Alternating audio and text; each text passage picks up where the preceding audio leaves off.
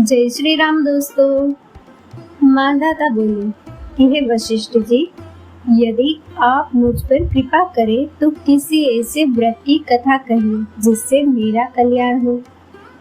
महर्षि वशिष्ठ बोले कि हे राजन, सब व्रतों से उत्तम और अंत में मोक्ष देने वाले आमल की एकादशी के व्रत का मैं वर्णन करता हूँ। ये एकादशी फाल्गुन माह के शुक्ल पक्ष में होती है।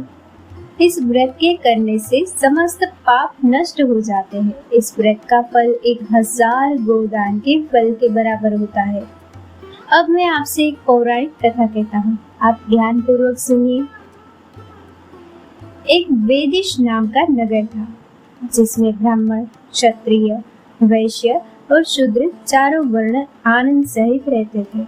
उस नगर में सदैव वेद ध्वनि गुंजा करती थी तथा पापी, दुराचारी तथा नास्तिक उस नगर में कोई नहीं था।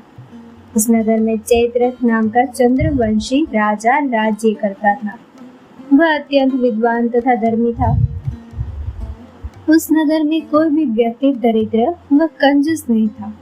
सभी नगरवासी विष्णु भक्त थे और आबाल वृद्ध स्त्री पुरुष एकादशी का व्रत किया करते थे। एक समय फाल्गुन मास के शुक्ल पक्ष की आमल की एकादशी आई। उस दिन राजा, प्रजा तथा बाल वृद्ध सबने हर्ष पूर्वक व्रत किया। राजा अपनी प्रजा के साथ मंदिर में जाकर पूर्ण कुंभ स्थापित करके धूप, दीप, नैवेद्य, पंचरत्न आदि से धात्री का पूजन करने लगे और इस प्रकार स्तुति करने लगे। हे धात्री, तुम ब्रह्म स्वरूप हो, तुम ब्रह्मा जी द्वारा उत्पन्न हुए हो और समस्त पापों का नाश करने वाले हो। तुमको नमस्कार है। अब तुम मेरा अर्घ्य स्वीकार करो। तुम श्री रामचंद्र जी का सम्मानित हो। मैं आपकी प्रार्थना करता हूँ, अतः आप मेरे समस्त पापों का नाश करो। उस मंदिर में सबने रात्रि को जागरण किया। रात के समय वहाँ एक बहेलिया आया जो अत्यंत पापी और दुराचारी था। वह अपने कुटुंब का पालन जीव हत्या करके किया करता था। भूख और प्यास से अत्यंत व्याकुल वो बहेलिया इस जागरण को देखने के लिए मंदिर के एक कोने में बैठ गया और विष्णु भगवान तथा एकादशी माहात्म्य की कथा सुनने लगा। इस प्रकार अन्य मनुष्यों की भांति उसने भी सारी रात जागकर बिता दी। प्रातः काल होते ही सब लोग अपने घर चले गए तो बहेलिया भी अपने घर चला गया। घर जाकर उसने भोजन किया।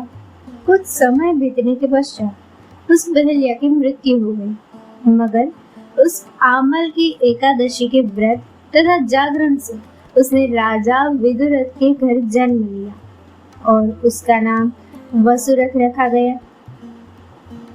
युवा होने पर वह चतुरंगिनी सेना के सहित तथा धन धान्य से युक्त होकर 10,000 ग्रामों का पालन करने लगा। वह तेज में सूर्य के समान, कांति में चंद्रमा के समान, वीरता में भगवान विष्णु के समान और क्षमा में पृथ्वी के समान था। वह अत्यंत धार्मिक, सत्यवादी, कर्मवीर और विष्णु भक्त था। वह प्रजा का समान भाव से पालन करता था। दान देना उसका नित्य कर्तव्य था। एक दिन राजा शिकार खेलने के लिए गया। देवयोग से वह मार्ग भूल गया और दिशा ज्ञान न रहने के कारण उसी वन में एक वृक्ष के नीचे सो गया। थोड़ी देर बाद पहाड़ी मल्लेश वहां पर आ गया और राजा को अकेला देखकर मारो मारो शब्द करते हुए राजा की ओर दौड़े। मल्लेश कहने लगे कि इसी दुष्ट राजा ने हमारे माता पिता, पुत्र, पौत्र आदि अनेक संबंधियों को मारा है तथा देश से निकाल दिया है, अतः इसको अवश्य मारना चाहिए। ऐसा कहकर वे मल्लेश उस राजा को मारने दौड़े और अनेक प्रकार के अस्त्र शस्त्र उसके ऊपर फेंके। वे सब अस्त्र शस्त्र राजा के शरीर पर गिरते ही नष्ट हो जाते और उनका वार पुष्प के समान प्रतीत होता।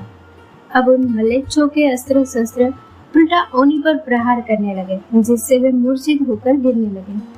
उसी समय राजा के शरीर से एक दिव्य स्त्री उत्पन्न हुई। वह स्त्री अत्यंत सुंदर होते हुए भी उसकी भ्रुकुटी टेढ़ी थी। उसकी आंखों से लाल लाल अग्नि निकल रही थी, जिससे वह दूसरे काल के समान प्रतीत होती थी।